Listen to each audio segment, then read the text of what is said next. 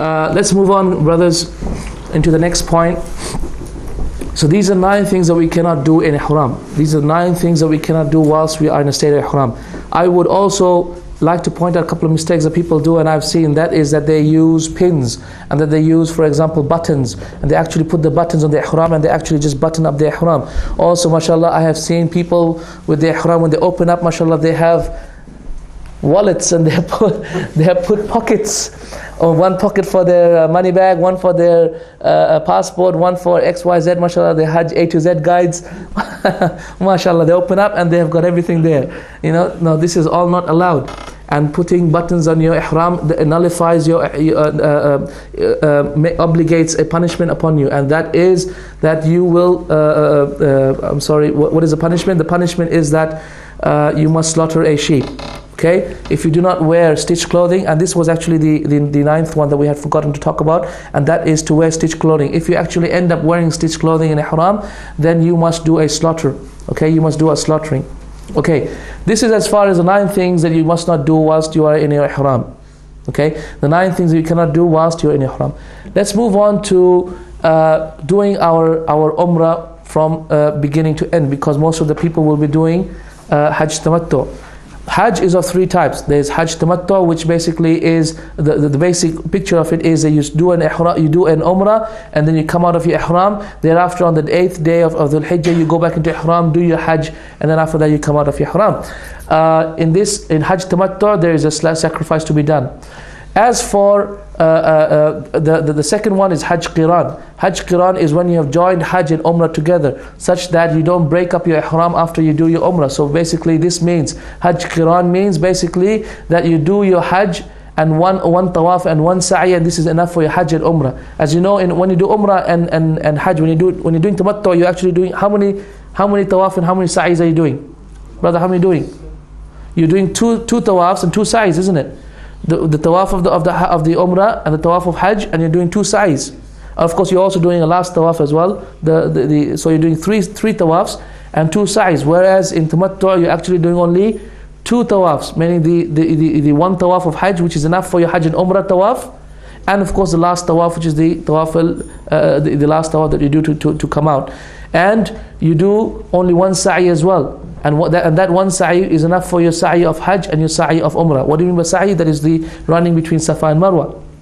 Okay, and there is the Hajj Ifrad, which is that you do Hajj and you only do 1 tawaf and 1 sa'i, and this is the Hajj that you do. So you only do Hajj. The difference between tawaf al-Ifrad and tawaf al-Tamattu and Hajj al-Ifrad and Hajj al-Tamattu is sacrifice. So in Tamattu you do a sacrifice, whereas in Hajj Ifrad you don't do a sacrifice. If you have your sacrificial beast with you, then you must do Qiran.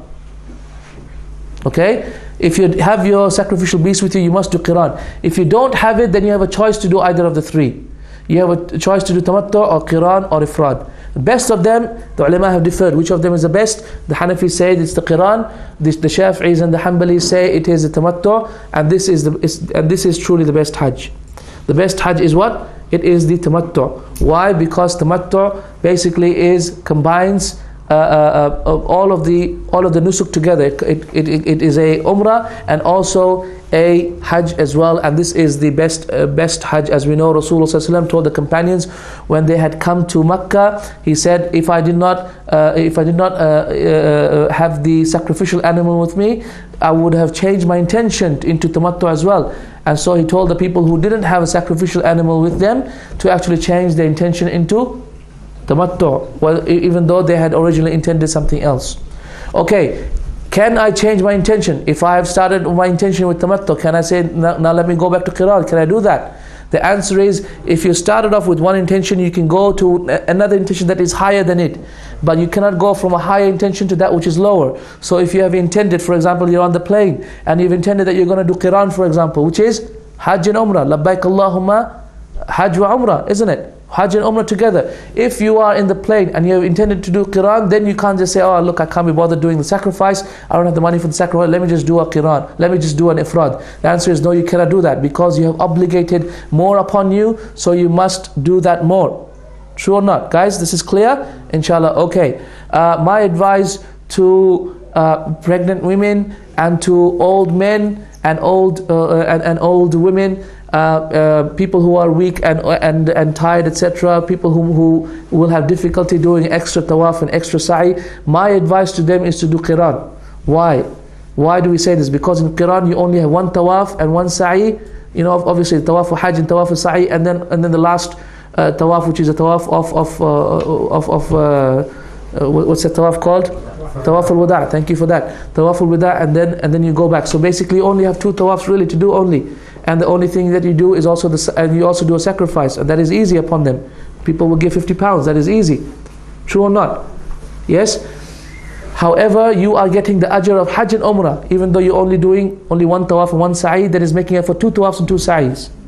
Okay, and that is my advice to these people, to actually just do qiran, and you get the ajr of Hajj and Umrah as well.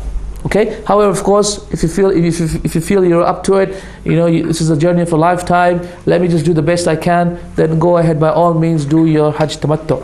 Okay. By all means, then do your Hajj tamattu.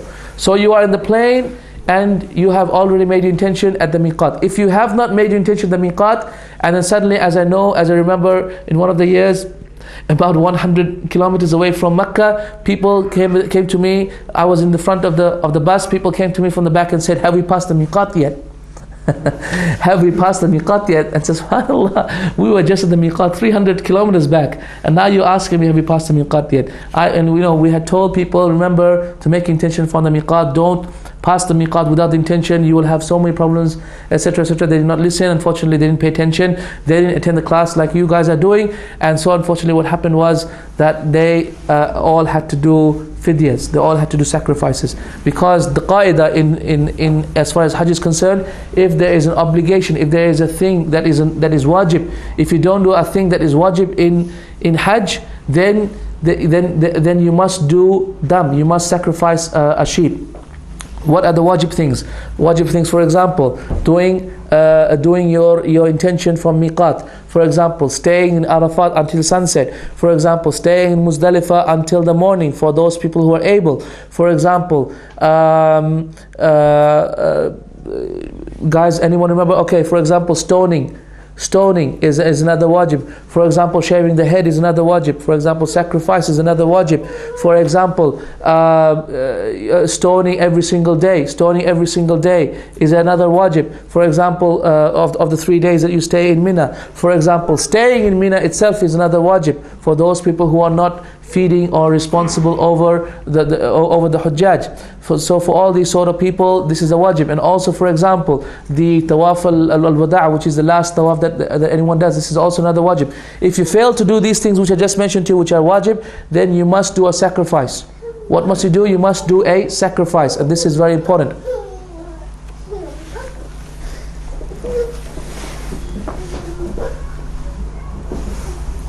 Imran, don't run away. I've got questions for you still.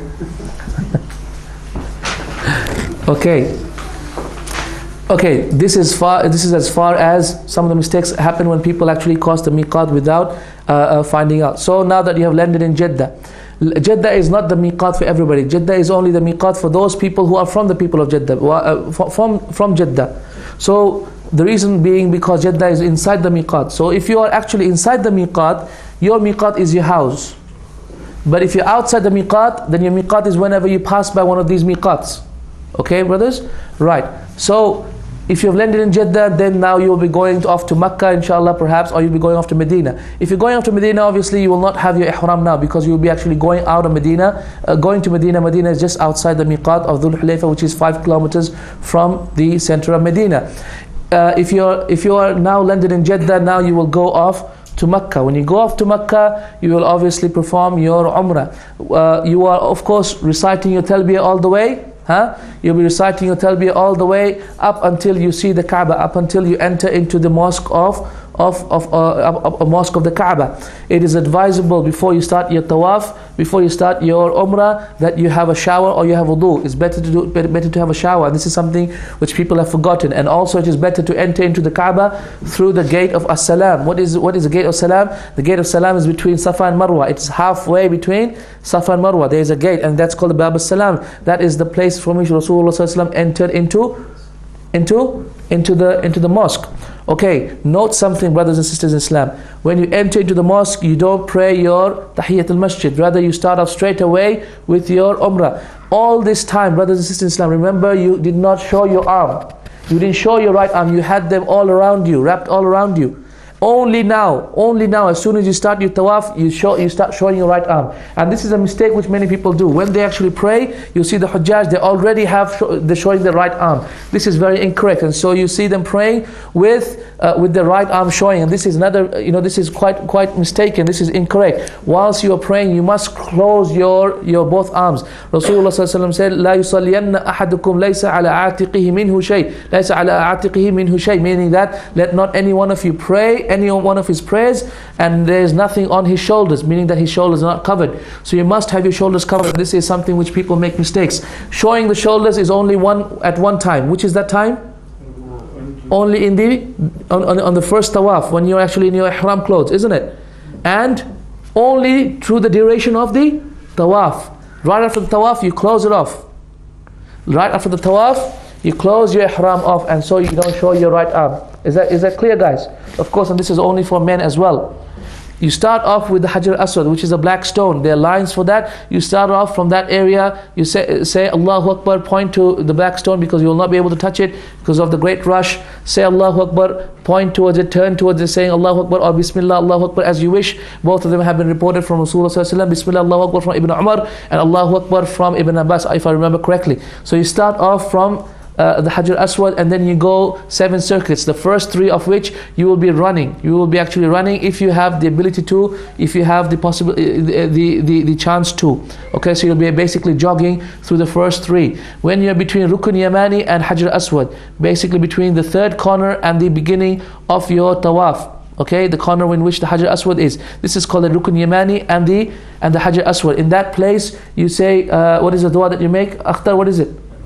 رَبَّنَا آتِنَا فِي الدُّنْيَا حَسَنَةً وَفِي الْآخِرَةِ حَسَنَةً وَقِنَا عَذَابَ النَّارِ. This is the dua that you make. So therefore, throughout the tawaf, you will be making your own dua. You could have a Qur'an with you. You could be reading from the Qur'an. That is fine. You could have your Hisn al-Muslim and making dua from that. That is fine as well. But I advise you to avoid all these books that say dua for tawaf, special du'as that people have written up which are not from the sunnah, etc., for tawaf. Nothing like that. You can read your Qur'an.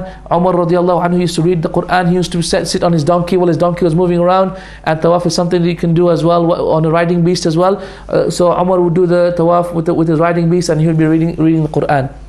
Amazing. And so he would finish off his tawaf. After the tawaf, you may try and see if you can reach the Hajar Aswad, so that you can put your body between the Hajar Aswad and the gate of the Kaaba, and then put your body there and make dua. But of course, don't try it. You're going to hurt people. This is what Rasulullah did. This is the Sunnah of Rasulullah, that he put his body between the Hajar Aswad and the gate of the Kaaba. So you see the small place? He would put his body there with his hands on the Kaaba and make dua. Okay? Thereafter, of course, if you won't be able to do that, you finish your tawaf. When you finish your tawaf, you don't say the salam anymore. So you try and find a place in Makkah, in the Haram, whether it be next to the Maqam Ibrahim or somewhere else in the Kaaba, in the mosque, wherever you can find a place. Making sure, brothers and sisters in Islam, making sure that people will not cross in front of you. As you know, it's very, very difficult. Once I was praying, and there was a woman who was trying to get past me. I think she was from Iran or something. She was big and strong, and wallahi, I was praying and trying to prevent her from crossing in front of me, because as you know, a woman would break your salah, and she would listen to me, and wallahi, she kept on insisting until she grabbed my head like this and threw me off whilst I was praying. Allahul Musta'an. Anyway, please try and make sure. And the stories we can tell, the stories that we can tell about Hajj are amazing.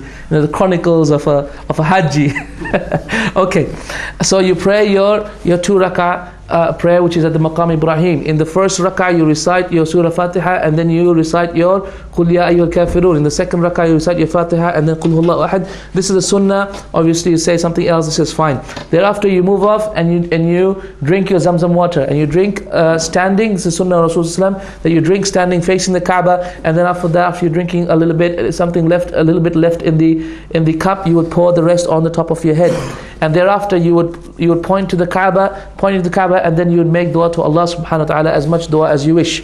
Thereafter you move on and start your sa'i. Remember you have closed your right arm now. There is no ittiba anymore, no more showing of the right arm. So now you start off with which side? You start off with the Safa. So you start off with the dua, inna Safa wal Marwata min sha'airillah, etc., etc., the dua. And then upon each mountain of Safa and Marwa, you make the following dua.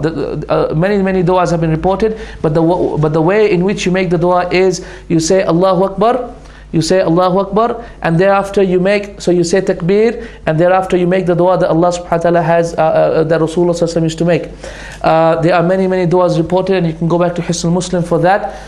You make these dua, make your takbir, make your dua, and then after that you raise your hands and you make dua to Allah as much dua as you wish.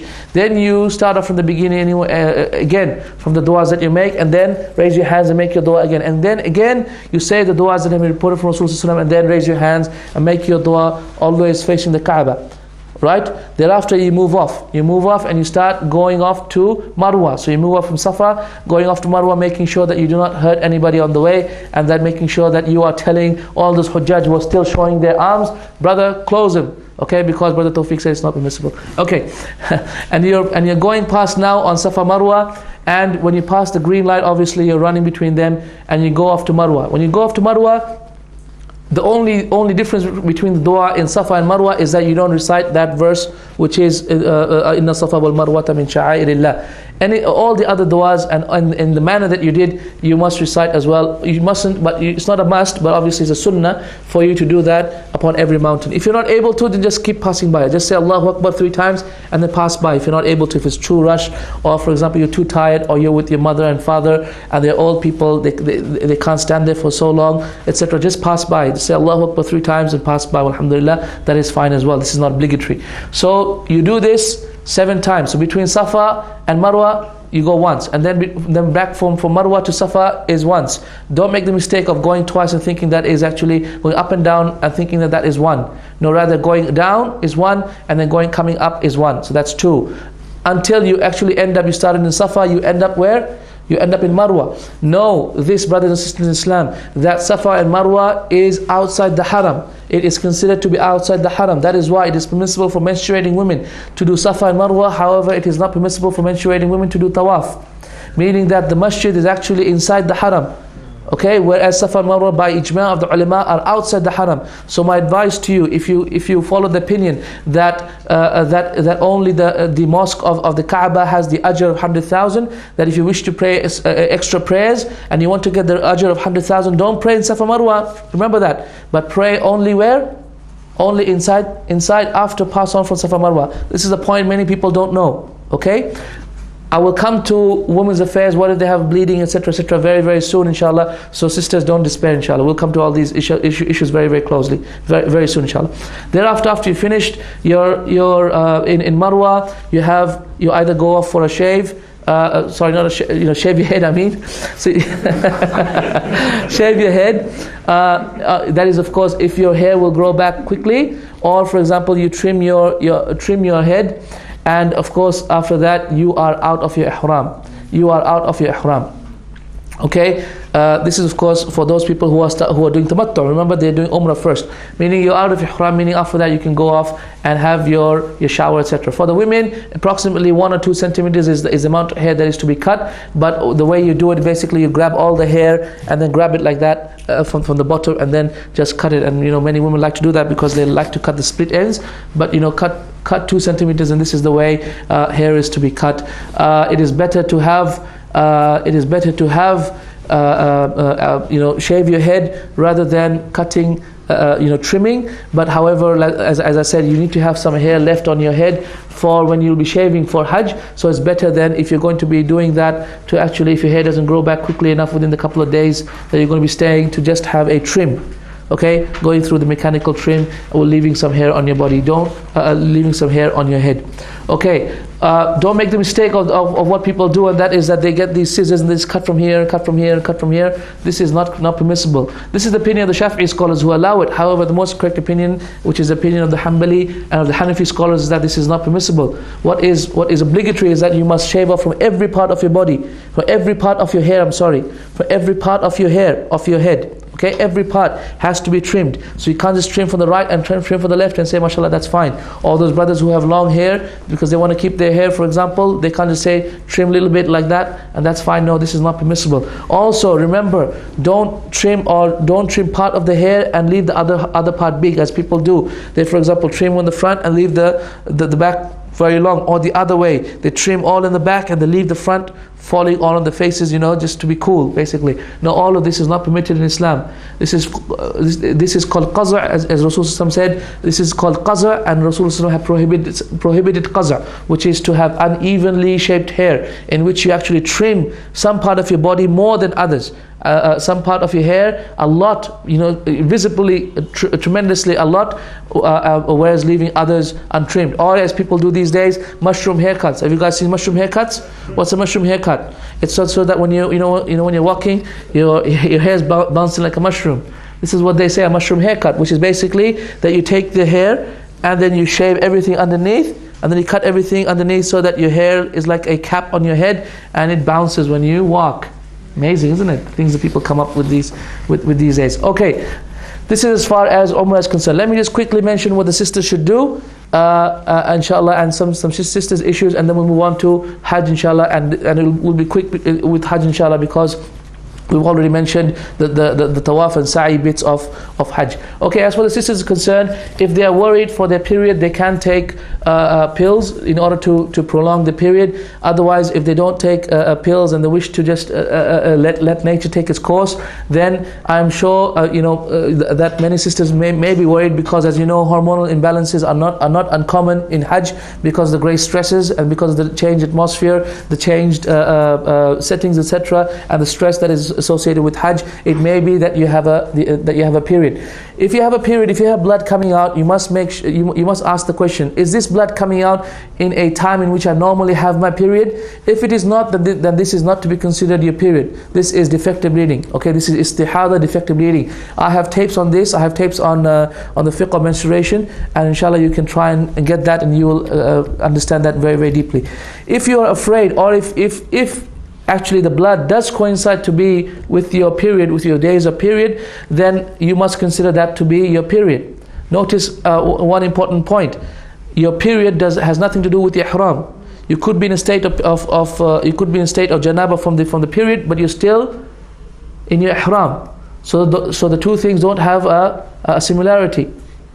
Okay, guys, do you understand that? So period is one thing, ihram is something else. Ihram is something you put yourself into, period is something you have no control over. Okay, so you can also have a period and also be in ihram, as Aisha radiallahu anha was. And so what is the sunnah when you have a period? It is better when you have a period to actually change your intention from tamattu' to qiran, as Aisha radiallahu anha was advised by Rasulullah to do. Why? Because then she will not have to do the tawaf now. She will not have to do her sa'i now. She can delay it for later, isn't it? So she can just remain in her ihram until at a later time. So this is advisable for those sisters who suddenly, before they start their tawaf, etc., they find that they had a period. Okay. Also, brothers and sisters in Islam, as for the sister who insists that she still wants to do the umrah, then the question is, can she do her sa'i before her tawaf?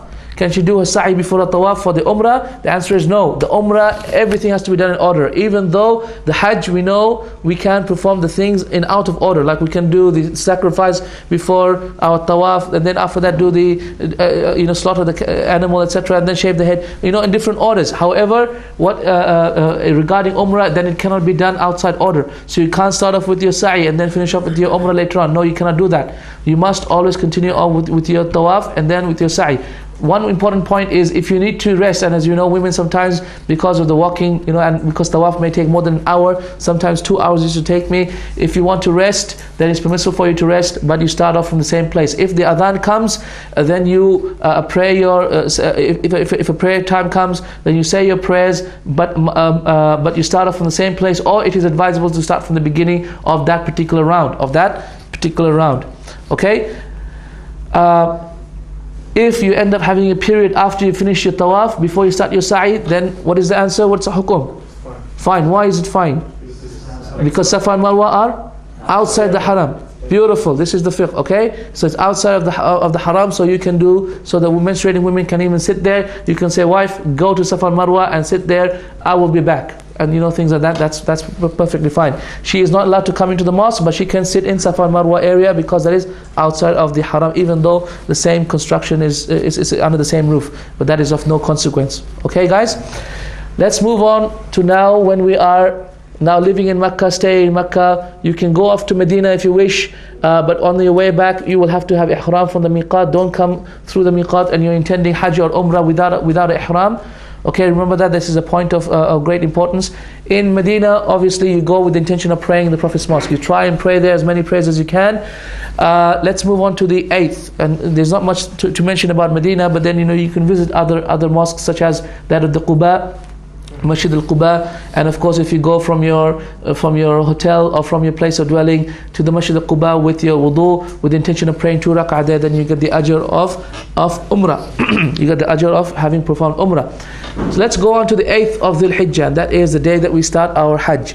On the 8th of Dhul-Hijjah, after Adhan, after the Fajr, after we prayed Fajr, we have a shower. We again do all those things that we did, which is clean ourselves, etc., etc., cut our nails, whatever we need to do, and we put perfume on our body, and we put the ihram clothes back on, perhaps a new set of ihram clothes, and we say out our talbiyah, our intention, and that is labbaik Allahumma Hajj. Okay, this is, remember brothers, we're talking about those people who are doing tamattu. As for those people who are doing Quran, then they would already have been in ihram already, because they have not broken the ihram yet. And the people of ifrad as well, those who are doing ifrad, which is a singular hajj, they will also be in the ihram up until now, even, isn't it? They haven't broken the ihram. And so now you have had a shower, you're refreshed, you've said your ihram, you've said your niyyah for hajj, and now you start on with your talbiyah. You will not stop your talbiyah except when you throw the first stone on the Jamarat al-Aqaba, which is when? Which is on which day, brother Imran? On the 10th day. You want to have a drink? You sure? You with us? All right. I have to pick on somebody. Okay. Rahim, you're next. Okay. 8th.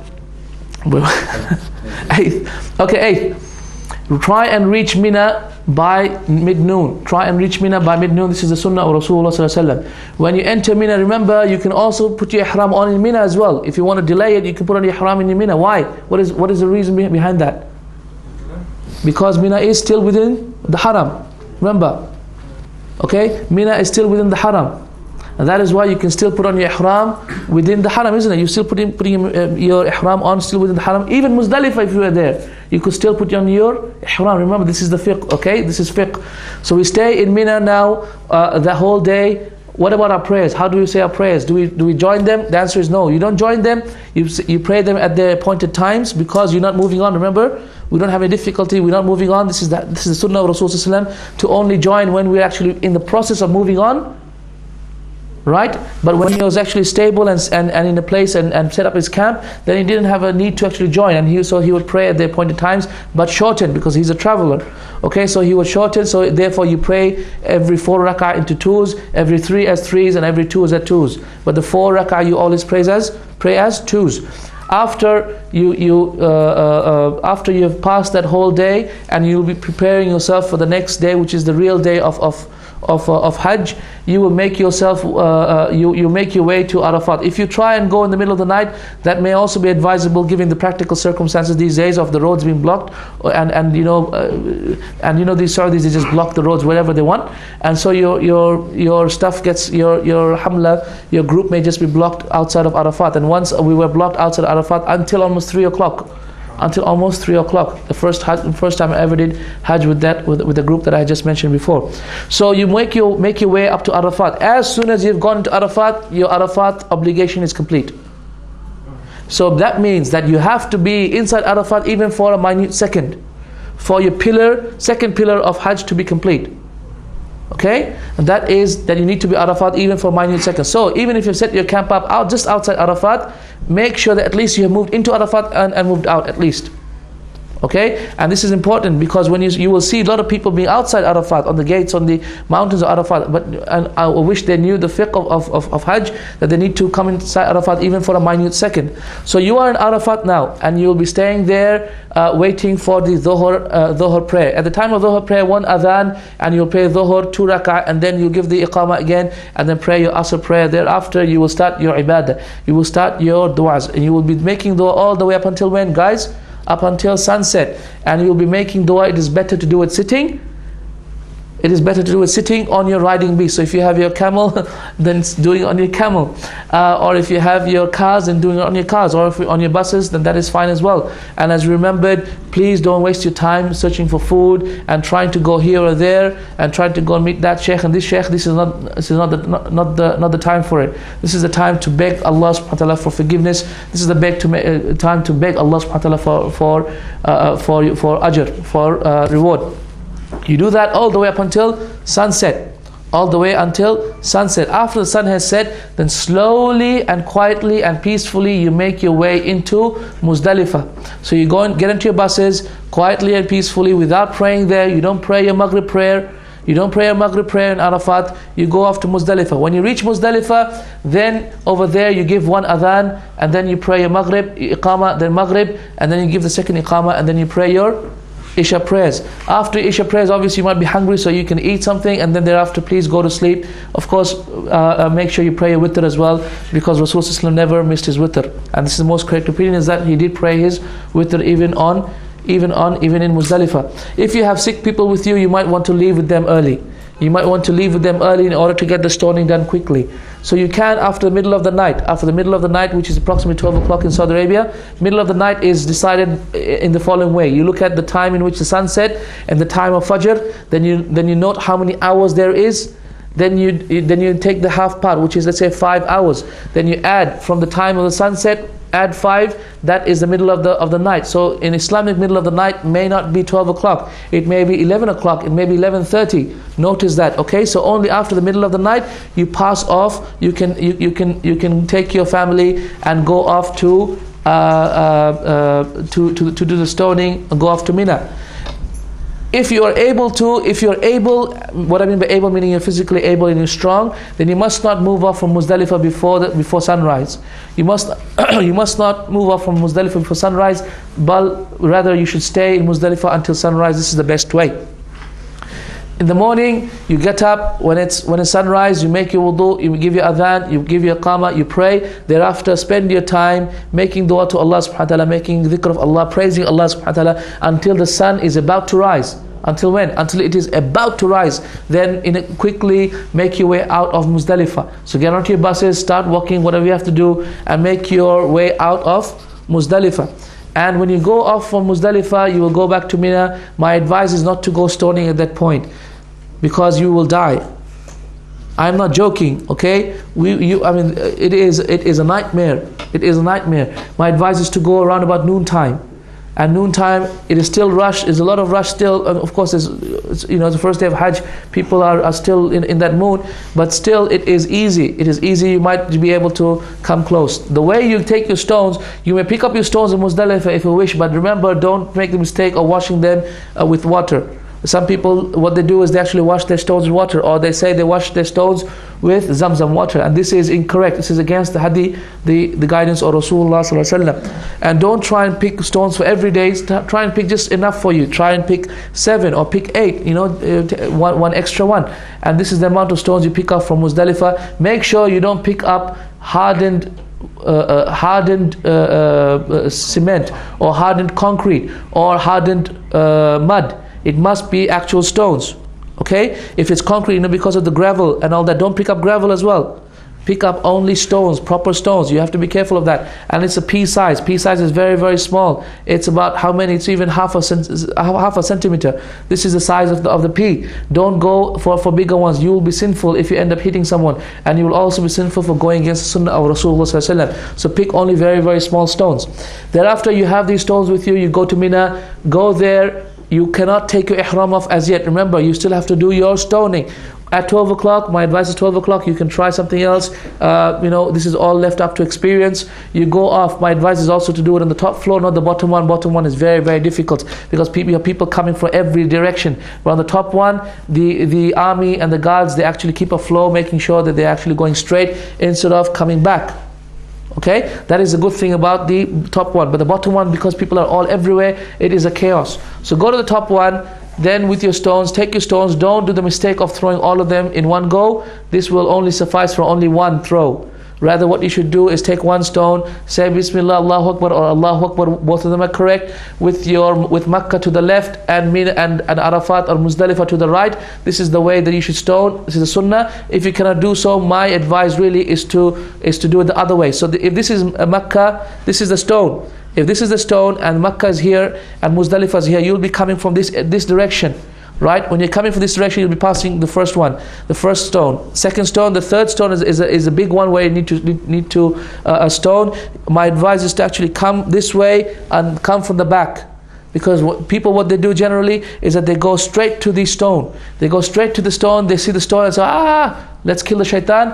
They run for the stone, and so the great crowds will be on this side. So my advice is to actually keep on going until they go from the back, and then suddenly from the back make a dash for it from the back and stone, and then move off. This is my advice. If you fear that your women or your children who are doing Hajj with you will have difficulty, then yes, you can stone on their behalf. But I think if you go at 12 o'clock or even 2 or 3 o'clock, whatever, give them a chance. This is an experience. Don't say, "Nah, look, mom, just sit back. I'll do it for you." Or your wife, "No, I'll do it for you." No. Let them experience it. You can take them with you. If you see that it's going to be crowded, then tell them, "Look, wait under this signboard for me. Wait under there. I will stone and come back to you." If you see there's a great rush and there's a danger of her being hurt, right? But if not, then let her experience it. This is Allah subhanahu wa ta'ala has obligated Hajj on her in its entirety, isn't it? And so let her enjoy it as well. It is only when you fear that she will have difficulty, then you do the stoning on her behalf. Thereafter, after you have stoned, you go off. You will have stopped the talbiyah after the first stone, isn't it? Remember, after the first stone, you are out of your ihram. After the first stone, you're out of your ihram. This is the most correct opinion amongst the ulama. Amongst the ulama, there are those who say you need to do at least 2 of the 4 things. What are the 4 things that we do on that day? Rahim, what are they? Rami, stoning, shaving, slaughtering, tawaf, and sa'i as well. Yeah. So these are the things that we do on that day. You can do them in any order. From the ulama, majority of the ulama say you need to do at least 1 of these. You need to do at least 3 of these 5 things. Okay? And only after that you come out of the ihram. The most correct opinion amongst the ulama is that as soon as you've done your stoning, you come out of ihram. Why? Because there are more than 5 authentic hadith of Rasulullah in Tirmidhi and Abi Dawud and others that show that Rasulullah that Aisha radiallahu anha put perfume on Rasulullah after he had done the stoning. And how would he have put perfume if he was still in ihram? So therefore it shows that you come out of your ihram as soon as you have done your stoning. After you've done your stoning, therefore, so you can therefore cover your head, you can do whatever, and so therefore you can go and shave your head. You try and find a good barber. Don't go to these amateur ones. There'll be a lot of amateur ones trying to make some money on that day, but rather go to those barbers, and you'll find them under the bridge. They have professional, but they are experienced people, experienced barber. Inshallah, how can you tell experienced one from a non-experienced one? An experienced one, inshallah, won't cut you up too bad, but he'll still cut you up. He will still cut you up, and there'll be a lot of blood still. But inshallah, make sure that it is inshallah not too much. And so when you go under the bridge, it's about 15 riyals or so. Have your hair cut, and thereafter you can go back to your tent in Mina, your camp. Have a shower, put on your thobes, alhamdulillah, put on perfume on your body, alhamdulillah. Now you can rest for a little bit. Rest a little bit. If you wish, you can make your tawaf and sa'i tomorrow if you wish. So you rest that day if you wish. That's also fine. Or if you want, then you can go off on that same day. Go off to Makkah. So you go off to Makkah, and then you do your tawaf. You do your tawaf over there without the running. And without any ittiba, obviously you don't have to tear off your arm. You don't have to tear off your thobe to show your arm. This is not required because there is no ittiba in the in this tawaf. This is your tawaf of your Hajj, and this is your 3rd pillar. Remember, this is your 3rd pillar. What are the pillars of Hajj? Four are the pillars of Hajj. The first is ihram. What does ihram mean? It means it is the intention, the state that you put yourself in. Okay, the second is Arafat. The third is the tawaf, and the fourth is the sa'i. Great. So remember, after you've done your stoning, you have come out of ihram. Once you have come out of ihram, all the things are halal except for the matters pertaining to women. So therefore, you still can't touch your wife. You still can't sleep with her, and you still can't get married or marry anyone else off. Okay? And this will become halal all the way after you have done your sa'i.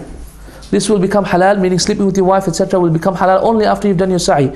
So be careful when you tawaf, when you're with your wife. Remember, you still are in a state of not being permitted to touch her with desire. Remember that. So if you have your wife, and you probably do that. Most people fall into haram because of that. They have their wife, and because they are actually almost pressed against each other because of the great struggle in tawaf, you might end up having some problems, and having desires and shahwa, and this will cause problems. So please stay away from this. Fear Allah subhanahu wa ta'ala. You still cannot have pleasure from each other as yet. Okay, so you do your tawaf, and after your tawaf you can take a rest, pray your 2 rak'ah, because for every 7 circuits there is a 2 rak'ah, as Aisha radiallahu anha said. Pray your 2 rak'ah. If you want to drink water, go ahead, drink water. You can also drink water throughout your tawaf. That is not a problem. You can also speak to each other throughout the tawaf, answer your mobile phones, that's also fine. And then thereafter do your sa'i. Do your sa'i. My advice is to do the sa'i and the tawaf in the top floor, because that's nice. It's a wind blowing on your face, and it's nice and cool. Otherwise, when you're doing it on the ground floor, you will actually practically have to raise your face up to the top to breathe, because it is so hot and it is so crowded, and you will be always trying to stop people from hitting you, or trying to prevent other people. So it will actually disturb your own tawaf and sa'i. So you finish your tawaf and sa'i now. It may be even advisable for you to put a stretcher for your wife, for a wheelchair for your wife, and for you to wear shoes, your comfortable runners, to do your sa'i. This is fine.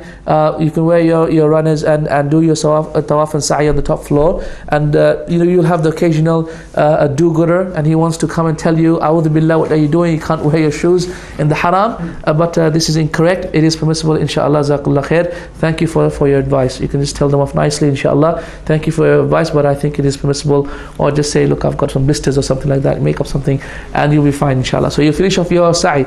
After you finish your sa'i, then you must come back to Mina before 12 o'clock. Before the middle of the night, whatever middle of the night is. Okay, you must come back to Mina before middle of the night and spend the night in Mina. So you spend the night. So what do we mean by spending the night? We mean spending most of the night. Most of the night. So if you have spent more than half the night in Mina, then that is fine. If you spend less than half the night, then that is when we will say you must do a sacrifice. Alright guys? If you're prevented because of the great and you had made precautions, you've taken precautions to come back to Mina quickly, however you're prevented because of the great traffic problems, then you are forgiven as well, inshallah. You're forgiven, inshallah, because you made it, and you were forgiven because you're forgiven because of the great rush which is beyond your control. Okay, but don't say, for example, it's only 10 minutes to go, and I have to quickly get into the bus, and then only 10 minutes to go, and then I find the bus. In that way, you're not truly taking precautions to come back to Mina before half the night. And so, if you do that, then you will have to do a sacrifice. Come back to Mina, spend the night in Mina. In the morning, afternoon, do your stoning. Afternoon, my advice is to go after Asr. After Asr is good. There is not too much crowd. Go to the first stone. Throw your 7 stones. Obviously before that you'll be collecting stones in Mina. The first stone, you will do your first stoning. Thereafter pass on a little bit before the second one, and then make dua. Second one, do your stoning, pass on a little bit, make dua, turning to Makkah, make dua. And then the third one, you do your stoning, and then you're finished. Okay, you don't make dua, you make istighfar. This is a great advice, and that is that you make dua within your ibadah, not after your ibadah. So just like in your prayer as well, you make dua whilst you're praying, not after your prayer. Okay, continuing on. You finished your stoning. That whole day passes. When you are in Mina, throughout these days you're praising Allah, you're reading a lot of Qur'an. Remember, فَاذْكُرُوا اللَّهَ كَذِكْرِكُمْ آبَاءَكُمْ أَوْ أَشَدَّ ذِكْرًا. Remember that you should praise Allah like the kuffar used to, like the disbelievers used to praise, like the mushrikeen used to praise their forefathers, in that same fervent desire, in the same fervent manner, أَوْ أَشَدَّ, or even more than that. Please don't spend your times by standing in lines in order to get al-bayk, for example, or in order to get some food, for example. Don't spend your time for this. You have come here for a holy purpose, for a noble purpose, and so spend your time in that. Spend your time in ibadah of Allah subhanahu wa ta'ala, reading books, gaining knowledge, meeting religious people, righteous people, etc., etc. This is the time to do it. Okay? Once you have done that, once you have been in Arafat, once you've been in Mina, and you have spent that night, the next day, the second day, you do your stoning, then if you wish to leave, you must leave before midnight, before sunset. If you forget something, you can come back after sunset. Remember. But you must leave before sunset if you want to leave on that day. So on the second day of Mina, if you want to leave, third day of Mina, second day of Mina, if you want to leave, as Allah says in the Qur'an, فَمَنْ تَعَجَّلَ فِي يَوْمَيْنِ فَلَا إِثْمَ عَلَيْهِ وَمَنْ تَأَخَّرَ فَلَا إِثْمَ عَلَيْهِ لِمَنِ اتَّقَى. Allah subhanahu wa ta'ala says in the Qur'an, and for he who wishes to hurry it up in 2 days, and then there is no sin upon him, and also on the one who wants to stay for 3 days, there is no sin upon him, for he who fears Allah subhanahu wa ta'ala. And so therefore, if you passed off, so you therefore remember, if you want to leave on that day before staying an extra day, the third day, you must leave before sunset. If you've left Mina and gone to Makkah now if you can stay there, you can stay there in Makkah for as long as you wish. You may stay there in Makkah for another 7 days according to what your group has planned. However, after that, before you are about to leave, before an hour or two before you're about to leave your hotel, for example, or you're going to go off, make your tawaf al-akhir, your last tawaf, which is your tawaf al-wada'. This is your tawaf al-wada', which is called the farewell tawaf. So you make your tawaf al-wada' as well in the same manner that you have done your tawaf of Hajj. And thereafter, after you've done that, you can pray your 2 rak'ahs of the tawaf if you wish. If you don't want to, then just come out, because the tawaf, the 2 rak'ahs is only a sunnah. Thereafter you can come back, take your luggage, and then leave Makkah straight away. With that, you have performed and finished your ihram.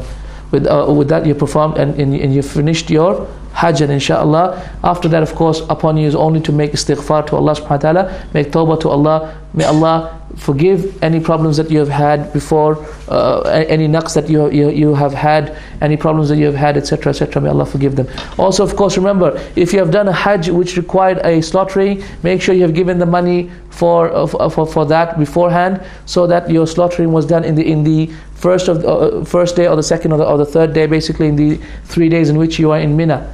So it must have been done whilst you are still there.